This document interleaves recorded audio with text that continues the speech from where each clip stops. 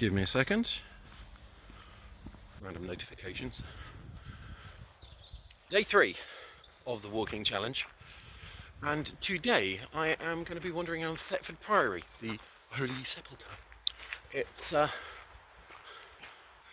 just an old site. I think it's either a monastery or a house that's obviously, ruins.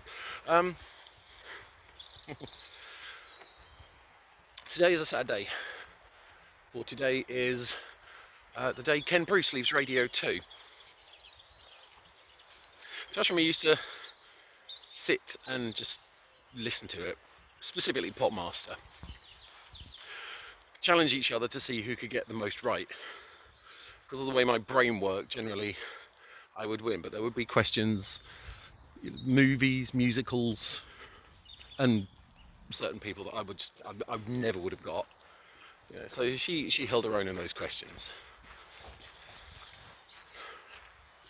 I blame my mum, actually, for introducing her to both Popmaster and the Archers. They became pretty much a staple for, sort of like 10, 12 years before we got married. They'll have the cast today. Still nice though. But yeah. Although speaking of my mum, one of the first great things I remember about Natasha was when she met most of my family. Extended family. I mean, she met the local ones, but extended family. It was my cousin Charlotte's wedding. And this had been planned a while in advance before I started going out with Natasha. So, they'd arranged all the food and stuff without Natasha in mind. So I said, can I bring her? And it was, well, she can't come to the meal, but she can do the church and she can do the reception. So that's fine. I checked with Natasha. She said it's okay. So off we went. Booked a hotel in Farringdon and went to the wedding.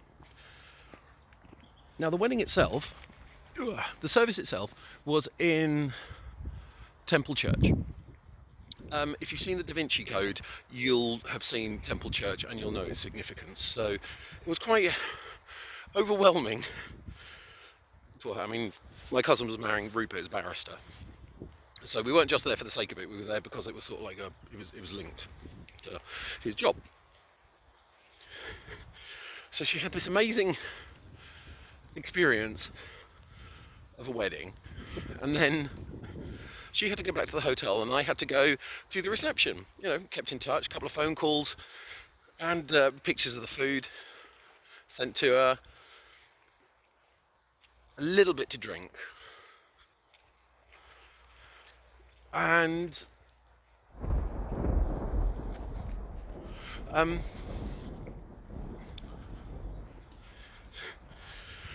so eventually it came to the reception in the evening and I went to pick her up. We got a taxi back to the Barbican because that's where the reception was being held, in the Barbican garden room.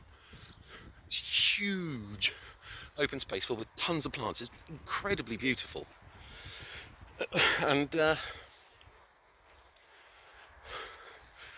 she was talking with my mum about the meal. So yeah, Graham said he really enjoyed the chicken. As my mum deadpanned her in the face and just went, we didn't have chicken. It took a little while for them to figure out, A, I was talking about monkfish, and B, the question came up of, how much have you had to drink? At that point I realised I hadn't actually had an empty glass the entire time. Don't know why, don't know how, but every time my glass was half empty, it was full again a few minutes later. That was, I must admit, as an interesting evening. Everybody loved it. Everyone thought she was fantastic. And I mean, the evening ended with us on the top of the Barbican, standing on the helipad. And despite being worried about what was happening, when you're surrounded by drunk solicitors, legal secretaries and barristers all saying, don't worry, we'll get you off if anyone says anything, you kind of realise that that is an evening to be remembered. Yeah, but so that's how Natasha met my family. When it came to Natasha's family,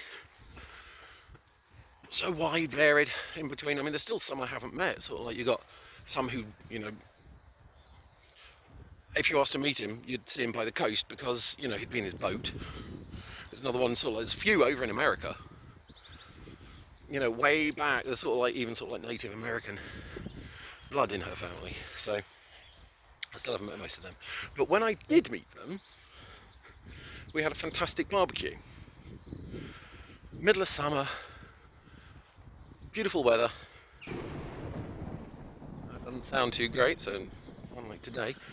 But beautiful weather. It was the day I asked her to marry me. Me, her dad, a couple of uncles, and Natasha all playing poker. And we got to a round where we ended up with it just being Natasha and me.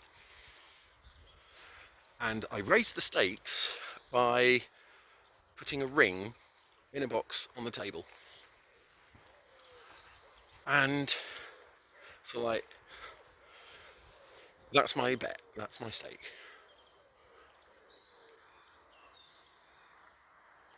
As you can probably tell, she said yes.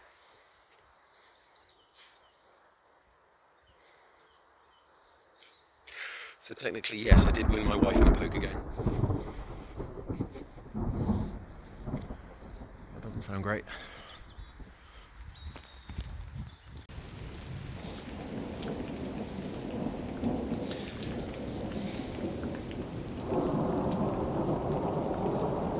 See if I can get back to the car. How? Can't be that. Yeah, it was that bad.